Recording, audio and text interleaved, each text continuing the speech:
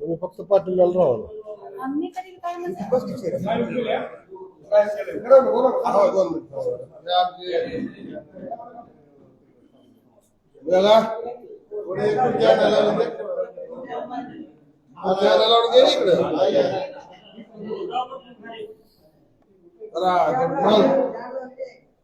एक दोन माणसं येऊ दे इकडे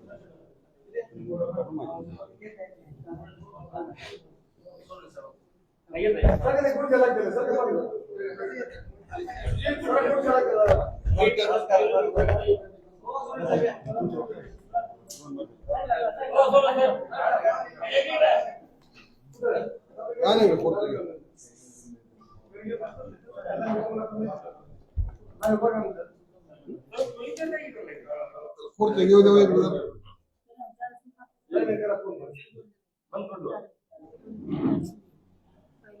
अजून एक अनुभव आपण इकडे मोबाईल दिला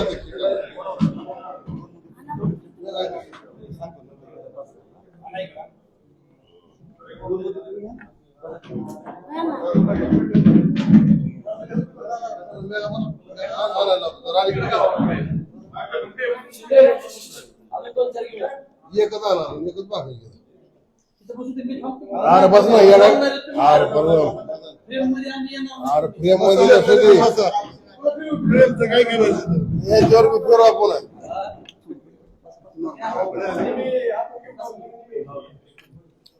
अरे बाबा ऐकत जा रे तू ऐकत जा जरा ऐकत जा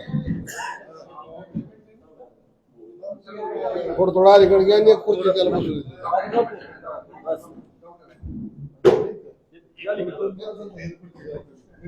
राहून दे बस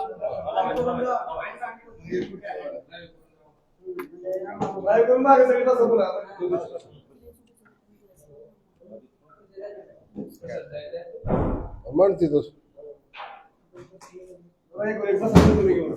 डबल तुला डबल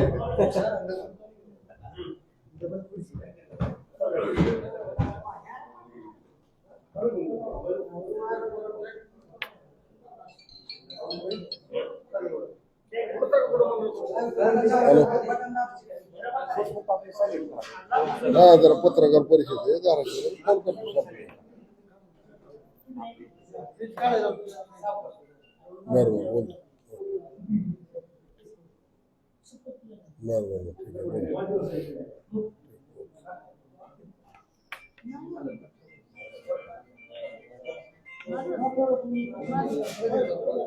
ठीक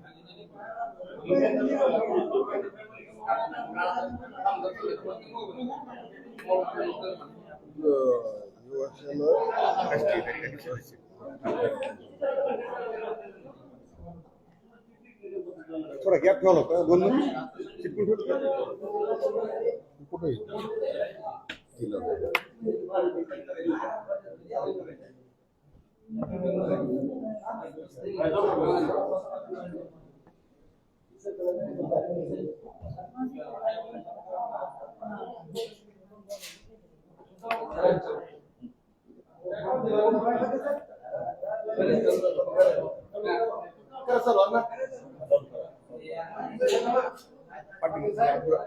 आपले पदाधिकारी थोडी शांत बसा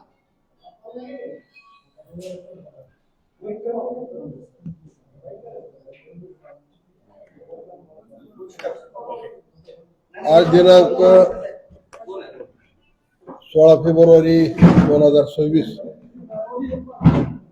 या दिवशी पत्रकार परिषद घेण्याचं आयोजन केलेलं आहे.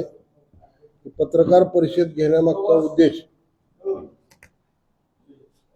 परवाच्या दिवशी आमचे सहकारी मित्र भारतीय जनता पार्टीचे जिल्हाध्यक्ष यांच्या नावानं पण राणा पाटील यांनी लिहिलेलं या ठिकाणी प्रेस नोट आली त्यामध्ये ज्या पद्धतीनं बिनबुडाचे बदनामीकारक आरोप करण्यात आले त्याचा खुलासा करावा या दृष्टिकोनातून आपल्याला सगळ्यांना निमंत्रित केलं। या बैठकीला आलेल्या सर्व पत्रकार बांधवांचं मी मनापासून स्वागत करतो, त्यांचं अभिनंदन करतो। यामधला मुख्य मुद्दा ज्या पद्धतीनं त्यांनी पहिला मुद्दा एक मांडला की उबाटाशी हातमिळवणी केली, माननीय सावंत साहेबांनी उबाटाशी हातमिळवणी केली हा पहिला त्यांनी आरोप केला। मला या ठिकाणी सांगावंसं वाटतंय की आम्ही कुठल्याही जागेवर उबाटाशी तडजोड केली नाही, हातमिळवणी केली नाही, कधी कोणाची चर्चा केली नाही। उलट यांनीच नगरपालिकेच्या वेळेस उबाटासह सगळ्या पक्षाची युती करून शिवसेना आणि शिंदे साहेब आणि तानाजी सावंत यांना टार्गेट करून निवडणूक लढवली, सर्व पक्ष मिळून। त्याच्यामध्ये ह्यांना एमआयएम सुद्धा पुरलेला नाही। आणि ह्या लोकांनी जर आमच्यावर आरोप करत असतील की आम्ही उबाटाची युती केली तर हे कितपत योग्य वाटतं हे तुम्ही सुद्धा विचार करणं गरजेचं आहे। दुसरी महत्वाची गोष्ट त्याच्यानंतर त्यांनी सांगितलं की आम्ही साहेबांनी विश्वासघात केलाय। विश्वासघात कोणी केला? विश्वासघात करणाऱ्यांनी चोराच्या उलट्या बॉम्बा म्हणल्यासारखं विश्वासघात करणाऱ्यांनी जर विश्वासघात म्हणायचं हे कितपत योग्य आहे? उदाहरण जर द्यायचं म्हणलं, विधानसभेच्या निवडणुकीच्या वेळेस यांनी रसद कोणाला पुरवली? तत्कालीन महाविकास आघाडीचे उमेदवार राहुलभाई मोठे यांना रसद पुरवली। ते महायुतीच्या विरोधात नव्हतं का? ती गद्दारी नाही का महायुती सगळं? दुसरा एक मुद्दा ह्याने मांडला की लोकसभेला ओमराजेंना तिथं 1.5 लाख मतं मिळाली आणि आपल्याला कमी मिळाली आणि मग तुम्ही निवडून कशी आला किंवा आताची मताची टक्केवारी काय? तुम्हाला सगळ्याला माहित आहे की लोकसभेच्या वेळेस जी विरोधी लाट होती त्या विरोधी लाटेमध्ये राणा जगजितसिंग पाटील आमदार साहेब तुळजापूरचे यांचा सुद्धा मतदारसंघ 55,000 मायनस होता। मग राणा पाटलांनी काम केलं नाही का असा प्रश्न उपस्थित होतो। कुठल्याही निवडणुकीचा पुढच्या निवडणुकीशी संबंध जोडणं हे कितपत योग्य आहे? आणि हे करत असताना यांनी प्रेस नोट काढत असताना आमचे मित्र दत्ताभाऊंच्या नावानं काढली। पहिल्यांदा तुम्हाला सगळ्याला कळत की ही प्रेस नोट आली त्यांच्या नावानं अगोदर, पुन्हा त्यांनी ते बाजूबाजू केली। मला म्हणायचं तुमची हिंमत असेल तर तुम्ही स्वतःच्या नावानं प्रेस नोट काढा ना। जुन्या कार्यकर्त्याला ज्यांचे संबंध आमचे चांगले त्यांना पुढे कशाला करताय? आणि ज्या पद्धतीनं ह्यांनी हा कारभार केला या जिल्हा परिषद असो नगरपालिका असो या निवडणुकीमध्ये हे सगळ्यांना माहित आहे। कळंबची विधानसभा ही शिवसेनेला का सोडली तर तिथं शिवसेनेचं प्राबल्य म्हणून भारतीय जनता पार्टीतला कार्यकर्ता उमेदवार म्हणून दिला, ओके, काय अडचण नाही। पण आज जिल्हा परिषदेला सुद्धा नेताजी आबा पाटील जे की 17 ते 22 आमच्या बरोबर जिल्हा परिषदेमध्ये होते त्यांना उमेदवारी द्यावी पसंतमधून।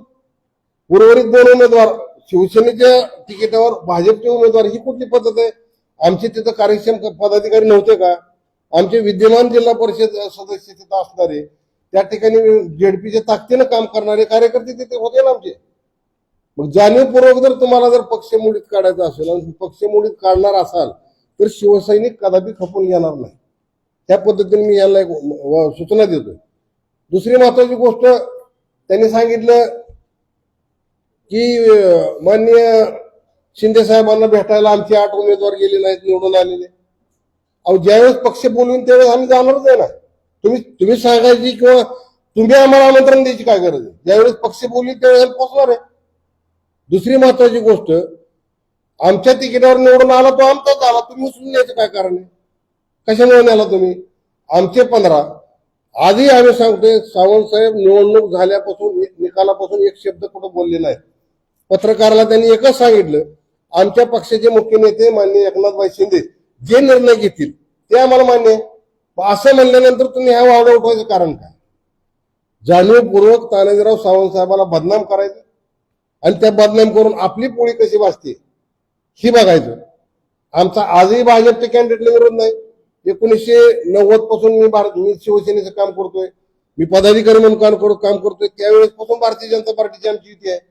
मग त्या निवडणुकामध्ये ज्यांनी आमच्या बरोबर काम केलं ते आजही लोक काम करतात. मग मला एक सांगायचं तुम्हाला की आमच्या पक्षाची धोरणं ठरविणारे आमचेच पक्ष नेते असतील. आम्हाला आजही माननीय शिंदे साहेबांनी जर सांगितलं त्यांच्या घरातला उमेदवार द्यायचा आहे, आम्हाला काय अडचण नाही. जो पक्षनेता ठरवेल, आमचे एकनाथभाई शिंदे, श्रीकांत शिंदे असतील, जे आमचे प्रमुख नेते मंडळी आहेत ते ठरवतील ना त्या बाबतीत. आम्हालाही सल्ले द्यायचं काम ह्यांनी करू नये अशी माझी यांना विनंती आहे. तिसरी महत्वाची गोष्ट, यांनी काम करत असताना जिल्हा परिषद पंचायत समिती निवडणुकीमध्ये परांडा, बोम आणि वाशी या ठिकाणी आम्ही वेगळं लढलो म्हणजे एकटे लढलो. आमच्या बरोबर कुणी नव्हतं, युती नव्हती आमच्या बरोबर कोणाची. त्याची कारण काय आहेत? नगरपालिकेच्या निवडणुकीच्या वेळेस त्यांनी 3 महिने अगोदर सर्वपक्षीय आघाडी केली. आम्हाला कुठेही युती करायची किंवा आघाडी करायची असा विषय घेतला नाही. मग असं असताना आम्ही कसं म्हणायचं आम्ही तुमच्या बरोबर युती करू का? तीच पुनरावृत्ती त्यांनी जिल्हा परिषद पंचायत समितीच्या निवडणुकीत करण्याचं योजलं होतं. पण परिस्थिती अशी की 9 वर्षांनी झालेल्या जिल्हा परिषद पंचायत समितीच्या निवडणुका, प्रत्येक कार्यकर्ता निवडणुकीला तयार, प्रत्येक पक्षामधला प्रत्येकाला वाटायची ही जागा आपल्याला सुटली पाहिजे, त्यामुळे त्यांची युती झाली नाही. तर त्याचं ह्यांनी काय उठवलं की ह्यांनी एकत्र यांना लढू दिलं नाही. म्हणजे आरोप करताना किती चुकीचे करावे, आरोप करताना कसे करावे, एखाद्याला जाणीवपूर्वक बदनाम करायचं असेल तर ह्यांच्याकडून शिकावं. आज मला एकच सांगायचंय, वारंवार आम्ही तेच सांगतोय, आमची भारतीय जनता पार्टीची युती करायला आम्हाला काही अडचण नाही. आमचे पक्षनेते जे ठरवतील तो आम्हाला निर्णय मान्य असेल, त्याबद्दल आमचं दुमत नाही. आमचं वैयक्तिक मत, आमचं घराणेशाहीला विरोधात होता, आमचं वैयक्तिक मत तर वैयक्तिक मताला आणि पक्ष याला काही ही राहत नाही. आमचं वैयक्तिक मत होतं की बाबा तुमच्या घरातलं तर अध्यक्ष कशासाठी, मग भारतीय जनता पार्टीचा कुणी अध्यक्ष करा नाही, एक महिला कुणी अध्यक्ष करा, मिळत सर्वसामान्यांना नाही. हीच साहेबांची भूमिका होती. तरी सुद्धा पक्षप्रमुखांनी ठरवलं, आमच्या पक्ष नेत्यांनी नाही त्यांनाच करायचंय, आमची काय अडचण नाही.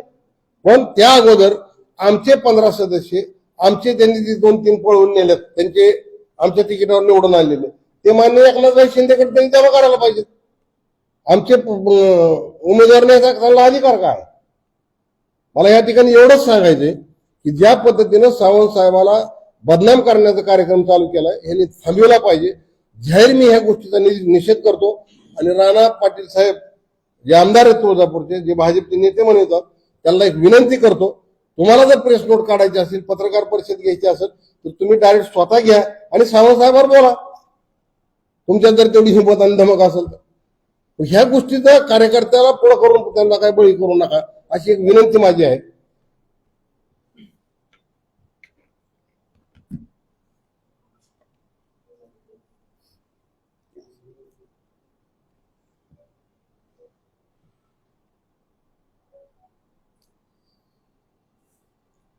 प्रथम तर मोठ्या संख्येनं आज इथं पत्रकार बांधव उपस्थित आहेत. सगळ्यांना मी नमस्कार, जय महाराष्ट्र करतो. मुळात आजची ही जी पत्रकार परिषद आहे ती बराचसा संदर्भ तुम्हाला तर माहित आहे. आमचे जिल्हा प्रमुख असणारे आमचे मार्गदर्शक दत्त अण्णा सावंत यांनी पूर्ण संदर्भ आपल्याला दिलेलाच आहे. परंतु आमची काही थोडी खाजगीत अण्णांची आमची चर्चा झाली. तर मुळात एक गोष्ट आपल्याला इथं जाणीवपूर्वक सांगू इच्छितो, आमचा हा लढा शिवसेना वर्सेस भाजप हा मुळातच नाही, ही गोष्ट तुम्ही लक्षात घेतली पाहिजे. कारण आमचे नेते एकनाथजी शिंदे साहेब शिवसेनेचे मुख्य नेते आणि देवेंद्रजी फडणवीस साहेब आणि आमच्यासोबत असलेली राष्ट्रवादी, या तिन्ही नेत्यामध्ये महाराष्ट्र लेवलला अतिशय चांगला संवाद आहे. कुठेही विसंवाद नाही. फक्त हा जो विषय आहे तो फक्त आमच्या जिल्ह्यापुरता मर्यादित आहे, हे फक्त तुम्ही लक्षात ठेवा. आणि ह्या जिल्ह्यातलाही मूळ भाजप आणि शिवसेना हा वाद नाही, परत एकदा सांगतो. कारण भारतीय जनता पार्टी मुळात इथं ह्या जिल्ह्यामध्ये शिल्लक आहे का नाही.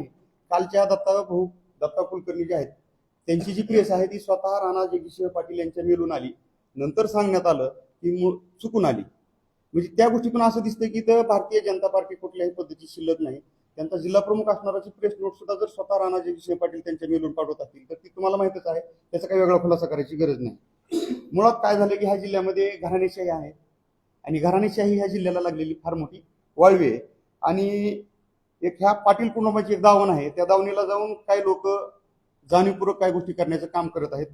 मुळात मी एक गांभीर्याने एक गोष्ट इथं तुम्हाला जाणीवपूर्वक आज सांगत आहे. मुळात ह्या पाटील कुटुंबानं जिल्ह्यातल्या भाजप नेतृत्वानं एक एजन्सी नेमली. ती एजन्सी कोण आहे काय नाही त्याचा खुलासा तुम्ही करू शकता, मी त्या एजन्सीचं नाव घेणार नाही. त्या एजन्सी आमच्या सुद्धा संपर्कात असतात, कारण जसं त्या पक्षाचं काम करतात ते आम्ही त्यांना कधीतरी काम दिलेलं असतं, म्हणून त्यांच्यासोबत माझी चर्चा झाली. तर त्या एजन्सीने एक सर्वे केला. जवळपास 5-6 महिन्या अगोदर जिल्हा परिषद आणि पंचायत समितीच्या 5-6 महिन्या अगोदर सर्वे केला आणि त्या सर्वेमध्ये जवळपास 21 जागा ह्या शिवसेनेच्या निवडून येणाऱ्या त्यांनी सांगितल्या आणि 4 जागा ह्या संभाव्य सांगण्यात आल्या. आता तुम्हाला इथं रिझल्ट देतो. त्या 4 जागांमध्ये तुम्हाला सांगतो, डिक्सळ गटामध्ये आमचे उमेदवार होते स्ट्रॉंग, तिथं आमचा उमेदवार दिला नाही. जाणीवपूर्वक त्यांनी आमचा उमेदवार डावलून तिथं भाजपचाच उमेदवार दिला, जो आज भाजपचा उमेदवार त्यांनी सत्कार घेत असताना सहरीवर उचलून घेऊन गेलेला आहे, तो जो की धनुष्यबाणाच्या चिन्हावर आहे. दुसरी गोष्ट, डिक्सळ झाल्याच्या नंतर संदीप मडके हे आमचे जवळपास 2 टर्म जिल्हा परिषदेला सदस्य राहिलेले आहेत. त्यांना जाणीवपूर्वक डावललं. म्हणजे सर्वे केला. खामासवाडी गटात आमचे अमोल पाटील अतिशय चांगल्या पद्धतीने काम करत होते, त्यांच्याकडे सगळे उमेदवार होते.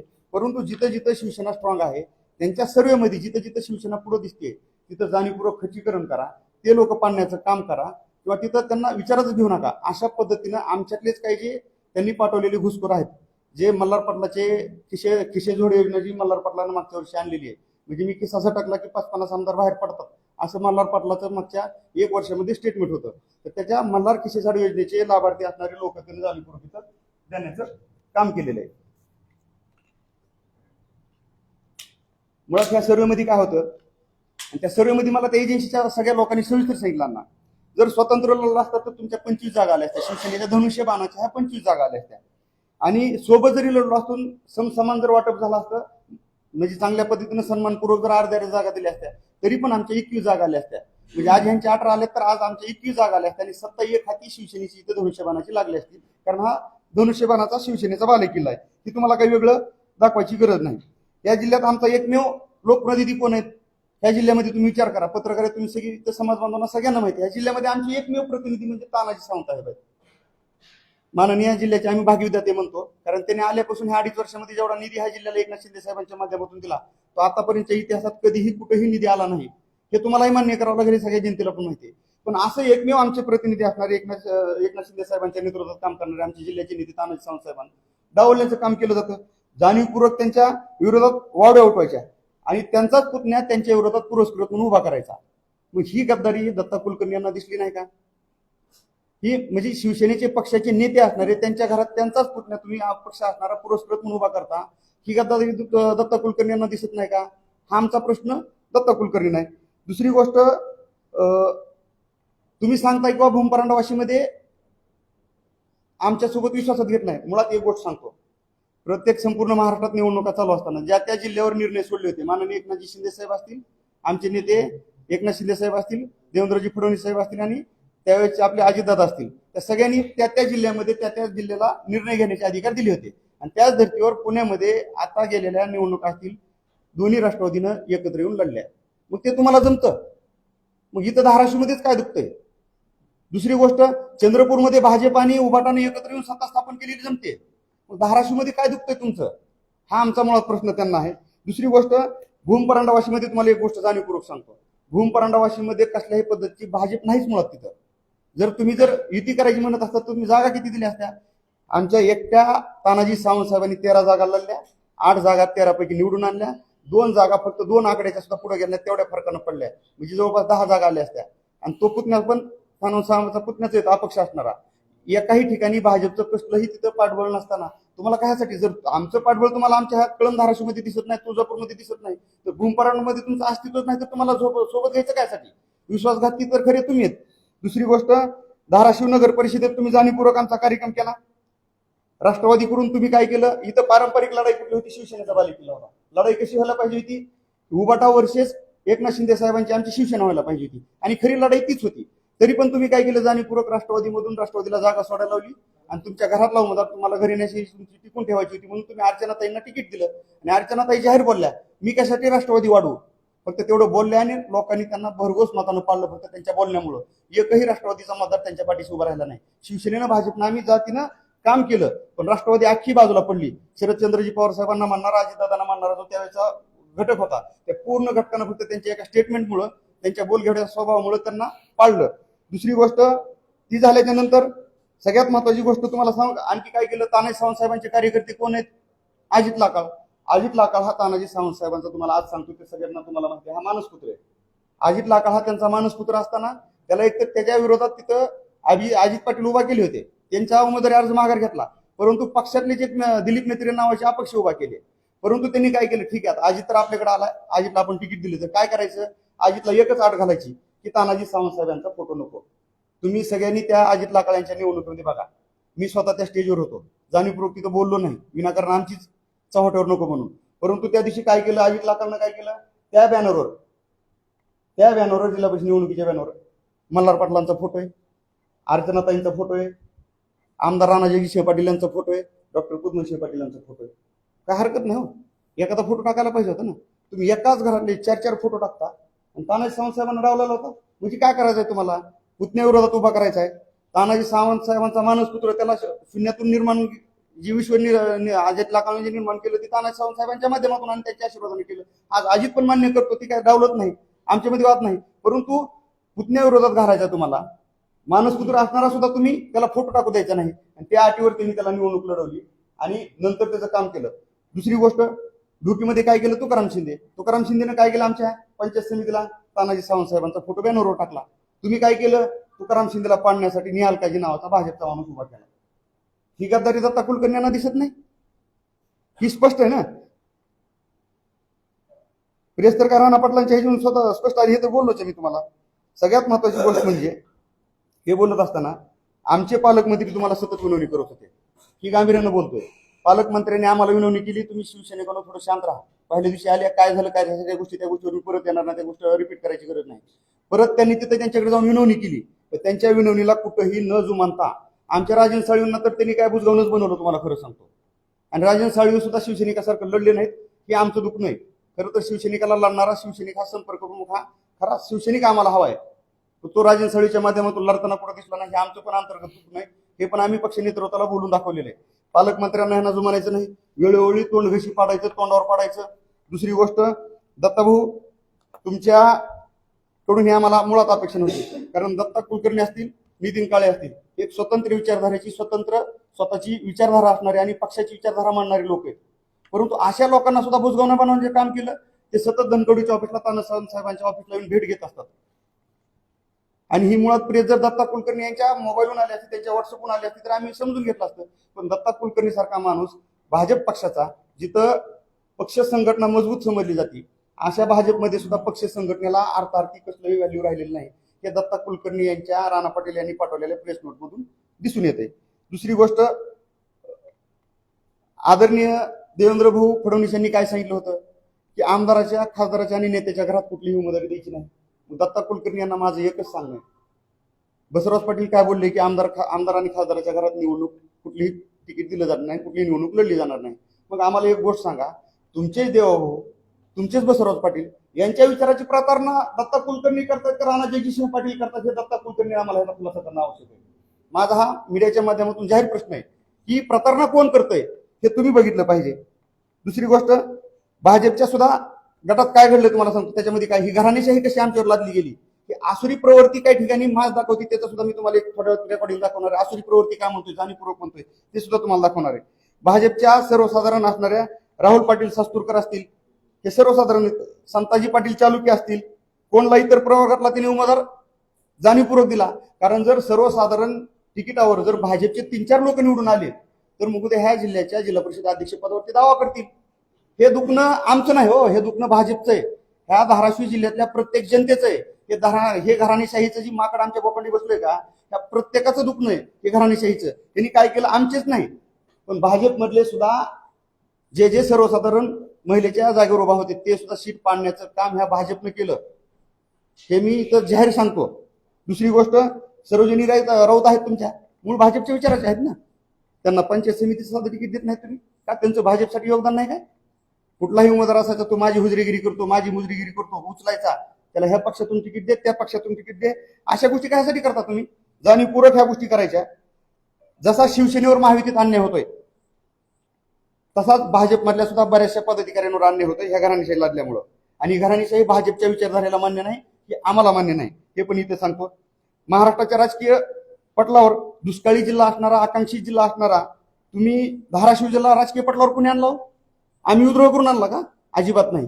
जरी आम्ही विद्रोह करून महाराष्ट्राच्या राजकारणात राजकीय पटलावर हा धाराशिव जिल्हा आणलेला असला तरी पण तुम्ही आमचे दोन जे शिवसैनिक दोन आहेत, जे शिवसेनेच्या धनुष्यबाणाच्या चिन्हावर जे दोन लोक निवडून आले, ते प्रचाराच्या नंतर निवडून आले आणि मिरवणुकीतून तुम्ही त्यांना उचलून घेऊन गेलात. ही वेळ तुमच्याकडे त्यांच्यावर उचलून घेऊन जाण्याची वेळ काय यावी? दुसरी गोष्ट, जगातलं सर्वात मोठं बंड करणारे एकनाथ शिंदे साहेबांचे कार्यकर्ते आम्ही. आणि एकनाथ शिंदे साहेबांचे कार्यकर्ते जर तुम्ही निवडून आलेले दोन सदस्य जर तुम्ही घेऊन जात असाल तरी कुठल्या पद्धतीने आणि तुम्ही कुठं वाटचाल करताय?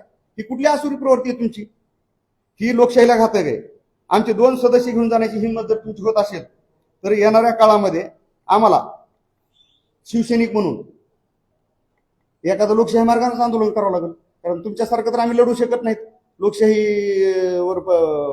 लोकशाहीवर पायदळी तुडून. आम्ही येणाऱ्या काळात जर वेळ आली, जर ही दोन सदस्य आमचे लवकरात लवकर आमच्या सोबत लवकर आले नाहीत तर आम्ही लोकशाही मार्गाने आंदोलन करू, आमच्या दोन सदस्यांनी गायब केलेत म्हणून. दुसरी गोष्ट, तुम्ही आम्हाला 2 दिवसापूर्वी पोस्ट टाकल्या, तानाजी सावंत साहेबांचा जुना फोटो राणाजी पाटील साहेबांसोबतचा व्हायरल केला, म्हणजे खोट्या वावड्या उठवायला चालू केल्या. रवी सरांचे तुम्ही जुने व्हिडिओ टाकले, महायुतीतच आम्ही लढलो, महायुतीचाच सत्ता बसणार, पण रवी सरांनी कुठेही तुम्हाला दुजोरा दिलेला नाही.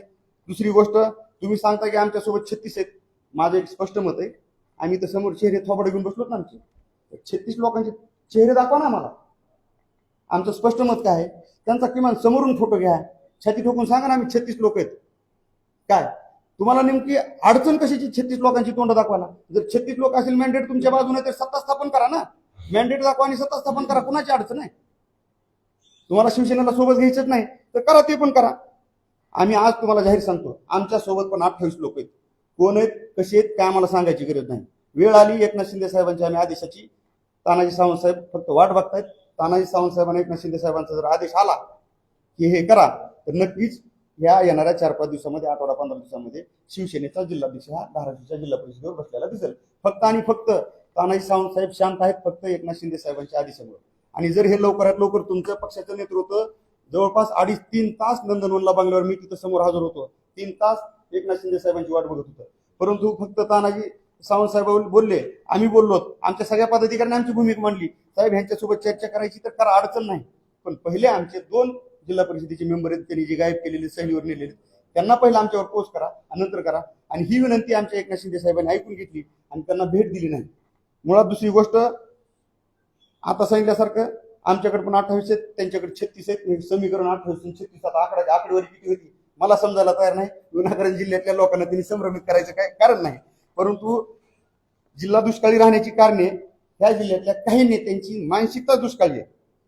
मानसिकता दुष्काळी तुम्हाला जाणीवपूर्वक सांगतो. ह्या दत्ता कुलकर्णी यांना मला एवढंच सांगणं, तुम्ही स्वतःचा कारखाना उभा केला, आज चांगला चालतोय ना. मग ह्या जिल्ह्याला आलेला 276 कोटीचा निधी तुमच्या आमदार राणाजी पाटील यांनी वरच्या पक्षश्रेष्ठींना, पक्ष नेतृत्वाला बोलून थांबवला. हा जिल्हा दुष्काळी नाही, हा जिल्हा आकांक्षित नाही. जर तो 276 कोटीचा निधी जर जिल्ह्यात खर्च झाला तर ह्या जिल्ह्याचा विकास होणार नाही. 4 कार्यकर्ते, 4 पदाधिकारी तुम्हाला पोचले जाणार नाहीत. पण ह्या जिल्ह्यातल्या नेतृत्वाला घराण्याशी टिकून ठेवण्यासाठी हा कार्यकर्ता कुठलाही सक्षम होऊ द्यायचा नाही, कुठलाही कार्यकर्ता पुढे जाऊ द्यायचा नाही. त्याच्यासाठी ह्यांना 276 कोटी निधीला ह्यांनी स्थगिती दिली. मला वाटतं दत्ताभाऊ कुलकर्णीमध्ये ह्यांची जर हिंमत असेल तर त्यांनी त्यांच्या राणाजी पाटलांना बोललं पाहिजे आणि आदरणीय देवाभाऊंना सुद्धा बोललं पाहिजे. ह्या जिल्हा दुष्काळी तुम्ही 276 कोटीच्या निधीची तुम्ही जी आहे ही तरतूद केलेली, तिला म्हणजे स्थगिती दिली, ती लवकरात लवकर उठवावी. दुसरी गोष्ट, असली दळबद्दी मानसिकता घ्यायची. ह्या जिल्ह्यामध्ये आकांक्षित असताना इथं कुठली MIDC आली नाही. कोडगावमध्ये साधी एक MIDC आली आणि त्या MIDC मध्ये फक्त सोलारचा प्रांत आहे. आज तुम्हाला जाहीर सांगतो, त्या दिवशी बोललो, सोलार हे प्रत्येकाच्या घराच्या छतावर बसले. आदरणीय देवेंद्र भाऊंनी त्यांच्याकडे खाता आहे त्यावेळेसपासून प्रत्येक शेतकऱ्याला मागेल त्याला सोलार दिलंय. शेतात सोलार आहे, घरावर सोलार आहे, सबसिडी दिली 90%, 95% सबसिडी दिली. आणि तुम्ही सोलार प्लांट आणला त्या कोडगाव MIDCला सांगताय. साधी चॉकलेटची कंपनी आणली का? साधी पिठाची चक्की तुम्ही उभा केली का? हा माझा तुम्हाला प्रश्न आहे. दुसरी गोष्ट, युती कुठं करायची काय नाही, युती हो ठीक आहे हा. बरं, दुसरी गोष्ट, आमचं तेच म्हणणं आहे की बाबा युती कुठं करायची हा आणि कुठं नाही हा त्या जिल्ह्याच्या नेतृत्वावर सोडलेला विषय होता. पण त्याच्यानंतर तानाजी सावंत साहेबांनी जर युती केली नसली, ते सेपरेट लढले, ते जाहीर लढले, लपून छपून लढलेले नाही.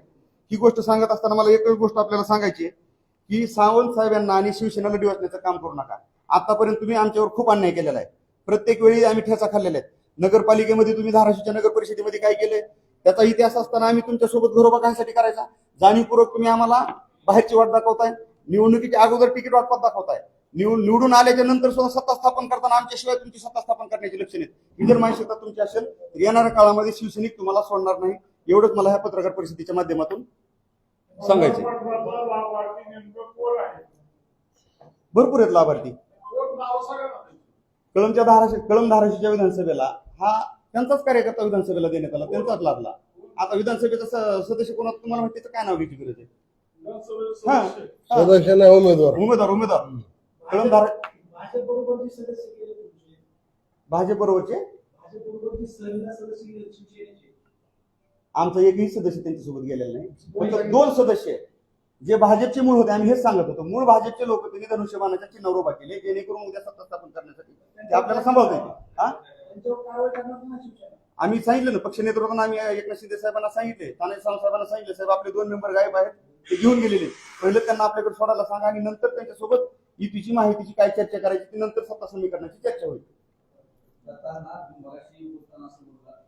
भारतीय जनता पार्टी बरोबर युती करायला आम्हाला अडचण नाही. आणि नेमकं वाद कशासाठी चालू आहे? भारतीय जनता पार्टी बरोबर युती करायला आम्हाला अडचण नाही. आम्ही फक्त घराणेशाहीला विरोध केला. आम्ही सर्वस्वी सगळी जबाबदारी माननीय एकनाथ शिंदे साहेब यांच्यावर सोपविली. तुम्हाला जो निर्णय योग्य वाटतो तो तुम्ही घ्यावा या पद्धतीने आम्ही त्यांना सांगितले. पण आमची जी वैयक्तिक भावना आहे की आज आम्ही 1990 पासून भारतीय जनता पार्टी बरोबर काम करतोय. आमच्यात कधी असा भेदभाव झाला नाही. फक्त आम्ही निवडणुकीच्या काळात बोललो, आम्ही सावंत साहेब बोलले, आम्ही बोललो की घराणेशाही नकोय. पण ते सुद्धा निवडणुकीच्या निकालानंतर आम्ही कुठेही प्रेस नोट किंवा कुठेही पत्रकाराला स्टेटमेंट दिलेलं नाही.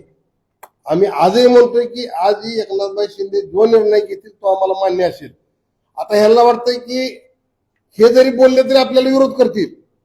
आता प्रत्येकानं आपापल्या पक्षाचा जिल्हाध्यक्ष व्हावा ही भूमिका ठेवणं चुकीचं नाही. आणि आज आम्ही त्या रेसमध्ये आहोत. आमचे 15 सदस्य निवडून आलेले आहेत. आणि मग जर तुम्ही यांना जी करायचं होतं की स्वतःचे उमेदवार धनुष्यबाणावर निवडून द्यायचे, आमचे सक्षम उमेदवार त्या ठिकाणी असताना सुद्धा त्यांना डावलून तुमच्यातली माणसं दिली. मग देताना जर आळबाजू तर द्यावा, नेताजी पाटलासारखी माणसं द्यावा, अशी माणसं दिली.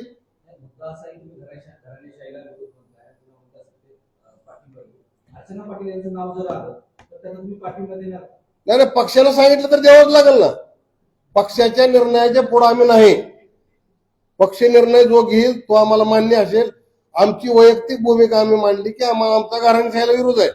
पण पक्ष निर्णय, युती, महायुती, सगळ्या गोष्टी टिकविण्यासाठी, सगळ्या गोष्टी करण्यासाठी जे पक्षाला योग्य निर्णय घ्यावे लागतील ते घेतले तरी आमची काय अडचण नाही.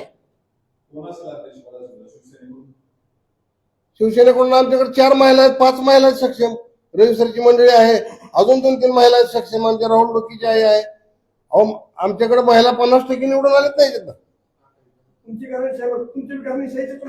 कुठं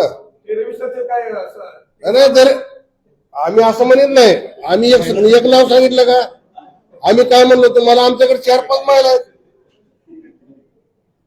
आणखी एक गोष्ट बोलायची राहून गेली मगाशी माझी. ज्यावेळेस माझं निलंबन झालं, ज्या गोष्टी घडल्या, जो विद्रोह केला, ते बंड नव्हतं. मुळात ते बंड नव्हतं, तो पक्षांतर्गत विद्रोह होता आणि तो आम्ही समोर मांडला. ज्या दिवशी निलंबन झालं त्यावेळेस मला भाजपच्या लोकांकडून माझं निलंबन झाल्याच्या नंतर त्या दिवसभरामध्ये आसुरी आनंद व्यक्त करण्यात आला. आज माझ्याकडे काय कॉल रेकॉर्डिंग आहे. अक्षरशः वाल्मिक कराडच्या भूमिकेत राहून मला जीव मारण्याच्या, कमराच्या खाली गायब करण्याच्या भाषा काही लोकांनी करण्यात आल्या. ही तुम्हाला इथे जाणीवपूर्वक सांगतो. फक्त आज वेळ नाही.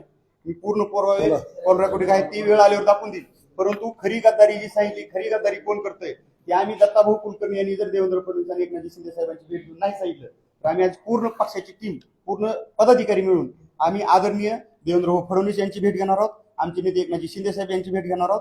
तसेच सुनेत्राताईंची सुद्धा भेट घेणार आहोत. आणि इथं जे घडतंय आणि ज्या कशा पद्धतीनं आमच्यावर अन्याय होतो आणि कशा पद्धतीनं महायुतीत ही काय गोष्टी घडतायत, आलबेल आहे, त्या सगळ्या गोष्टी आम्ही दत्ताभाऊ सहित ह्या सगळ्या दत्ता कुलकर्णी असतील आणि घराणे ह्या सगळ्या गोष्टी आम्ही पक्ष नेतृत्वाला, तिन्ही पक्षाच्या पक्ष नेतृत्वांना भेटून त्या गोष्टी सांगणार आहोत आणि तक्रार करणार आहोत. आज मी तुमच्या माध्यमातून जाहीर सांगतो.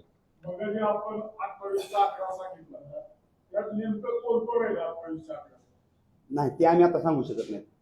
नाही, त्यांनी फोटो दाखवला 36चा, त्यांनी मागचा फोटो टाकलाय. आम्ही फ्रंटचा पण टाकणार नाही. काय त्यांनी ज्यावेळेस 36 लोकांचा फोटो असा समोर वरून हात दोन करून दाखवतो, हात वर करून, त्या दिवशी आम्ही 28 आकडा दाखवू. ती आमची सत्तांतरणाची आमची अंतर्गत गोष्ट आहे.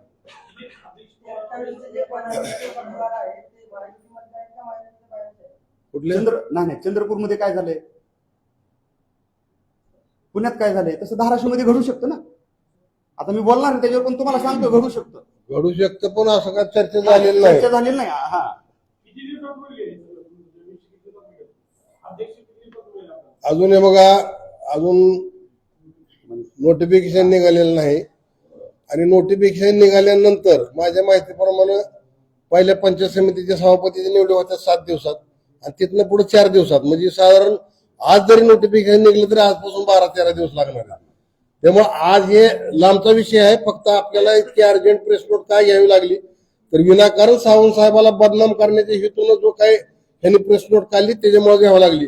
ह्या प्रेस नोटीस शेवटचा एक मुद्दा बोलायचा राहून गेला. त्यांनी सांगितलं की महायुतीतल्या कार्यकर्त्याच्या भावना दुखवल्या गेल्यात म्हणून सांगितलं. हे आम्ही जे काय केलं त्याच्यामुळे ह्यांची भावना दुखवल्या. मग ह्यांनी जी एवढं कांड केलंय नगरपालिकेपासून, ह्याचं शिवसैनिकाला किंवा जुन्या भाजपला काहीच वाटलं नाही असं वाटतंय का? एका माणसाची भावना दुखवली असेल, मान्य करतो आम्ही, कारण त्यांना त्यांचा हट्ट पूर्ण करण्यासाठी अडथळा येत असेल त्याच्यामुळं.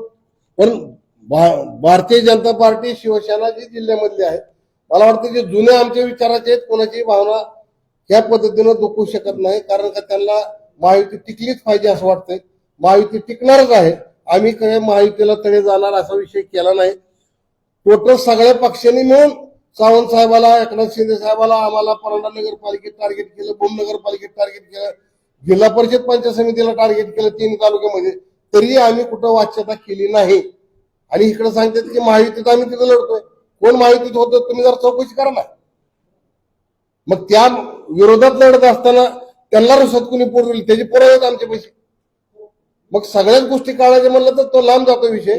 मी या ठिकाणी एवढंच सांगतोय की तानाजी सावंत साहेबांना जे बदनाम करण्याचं षडयंत्र चालू आहे त्याच्याबद्दल मी तीव्र शब्दात निषेध व्यक्त करतो आणि ह्या चांडाळ चौकडीने ही गोष्ट थांबविल्या पाहिजेत. एवढं या ठिकाणी तुमच्या माध्यमातून सांगू. जाणीवपूर्वक जर अख्खा जिल्ह्यामध्ये जर स्वतंत्र शिवसेना लढली असतील, जर तानाजी सावंत साहेबांच्या नेतृत्वात लढली असतील, ज्या पद्धतीने भूम, परांडा, वाशीमध्ये यांची वाताहत झाली का, अख्ख्या जिल्ह्यात तशीच वाताहत होणार ह्याची भीती त्यांना होती. आणि शिवसेना संपवण्यासाठी हा रचलेला घाट आहे. एक एक एक एक नेता खालच्या थरातला तळागाळातल्या नेत्यापासून वरच्या थरातल्या तानाजी सावंत साहेबांच्या नेतृत्वापर्यंत सुद्धा त्यांना जाणीवपूर्वक त्यांची प्रतिमा मलिन करण्याचं काम हे जाणीवपूर्वक करत आहे. अनेक वर्षापासून माहिती कायम असते. गेल्या 4-5 वर्षात माहितीमध्ये अशी भीत का आली? काही जी लोक असे राणादादा पाटलासारखी स्वार्थी म्हणा, स्वतःलाच पाहिजे असे लोक ह्यामध्ये समाविष्ट झाल्यापासून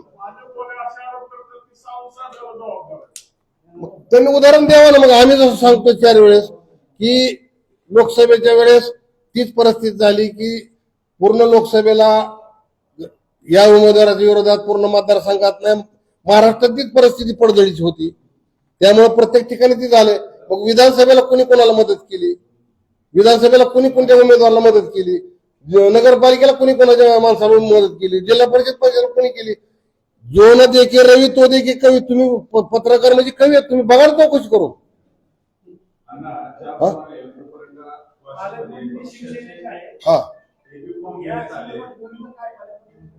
नाही या बाबतीत आमची भूमिका काय विषय नाही. कारण आमच्या ज्या काय अडचणी आहेत आम्ही एकनाथभाई शिंदे, पालकमंत्री प्रताप सरनाईक यांच्या समोर मांडतो, ते आमच्या सोडवितात त्याच्यामध्ये. आणि ह्या प्रेस नोटमध्ये काय विषय संवादाचा नाही असं मला वाटतंय. तो आमचा घरगुती मॅटर आहे, तो आम्ही आमच्या त्याच पद्धतीने बघू. आमचा चांगला संवाद आहे.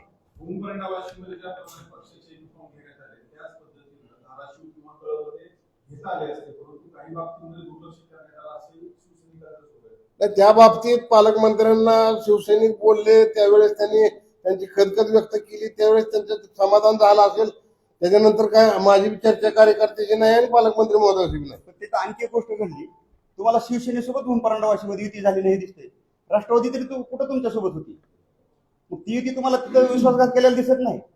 म्हणजे फक्त जाणीवपूर्वक फक्त स्वार्थाच्याच गोष्टी बोलायच्या आणि स्वार्थाच्या सोडून द्यायच्या. नवीन जिल्हा प्रमुख नवीन झाले जिल्हा प्रमुख कलमदार जिल्हा प्रमुख नवीन झाले. त्यांना फोन करून विचारा. नाही नाही, बघा इथं महिला आघाडीच्या जिल्हा प्रमुख आहेत, अल्पसंख्याक सेलचे आहेत, मी जिल्हा प्रमुख आहे, हे आमचे विद्यार्थी सेनेचे पुन्हा ही आमचे मेघराज पाटील आहेत. आणि हे सगळे जे तुम्ही म्हणता की इथले का नाही, तुम्हाला परांड्याला बोलणं मला शक्य नव्हतं म्हणून मीच इकडे आलोय. रिस्क घ्यायचं कारण म्हणजे ही दुखणं आमचं, कारण आमच्यावर ब्लेम व्हायला लागले. कारण जिल्ह्यामध्ये 3 जिल्हा प्रमुख आहेत, बोमपरांडा, वाशी, धाराशिव, कळम आणि तुळजापूर, उमरगा, लोहारा 3 जिल्हा प्रमुख आहेत. आमच्या नेत्यावर, आमच्या प्रमुख उपनेते असणारे यांच्यावर जर अशा पद्धतीने ब्लेम करायला लागले तर त्याच्यामुळे मला इथं प्रेस नोट घेऊन सगळे पत्रकार परांड्याला बोलवून तुमच्या सगळ्याची बेजारी करण्यापेक्षा मीच येऊन तुमच्याशी चर्चा करावी असं यासाठी इथं पत्रकार परिषद घेतली.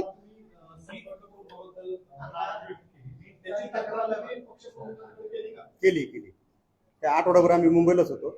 इथं जी इत्यंभूत माहिती घडली, कारण पक्ष नेतृत्वानेच मला बोलून घेतलं होतं. निलंबन झालं ना, अगदी 15 मिनिटात ते माघार घेण्यात आलं. खरं तर माझ्या कामाची पोचपावती होती. पक्ष नेतृत्व आमचं हलक्या कानाचं नाही, कच्च्या कानाचं नाही. काही गोष्टीमध्ये गैरसमज करून काही लोकांनी काही गोष्टी केल्या होत्या जाणीवपूर्वक, पण त्या भाजपच्याच लोकांनी आमच्या घुसखोरांना पुढे करून केल्या होत्या. पण आता चांगला संवाद आहे, त्यांनी वेळोवेळी आम्हाला बोलून घेतात. आज परत आम्ही मुंबईला जाणार आहे, आठवड्यावर मुंबईला होतो. आमचे बरेचसे पदाधिकारी घेऊन आम्ही मुंबईला जातोय. परत आहेत ना, बरेचसे पाठवलेले. की जे 2 मेंबर घेऊन गेले ते घुसखोरच आहेत. ज्या अर्थी त्यांना ते तिकडे घेऊन गेले म्हणजे ते घुसखोरच होते ना. फक्त बाणाच्या चिन्हावर त्यांची एकच होतं की एकनाथ शिंदे साहेबांच्या नावानं मतं मागता यावी म्हणून फक्त बाण कुठंतरी द्या, जेणेकरून एकनाथ शिंदे साहेबांचा चाहता वर्ग जो आहे आपल्या पाठीशी उभा राहील.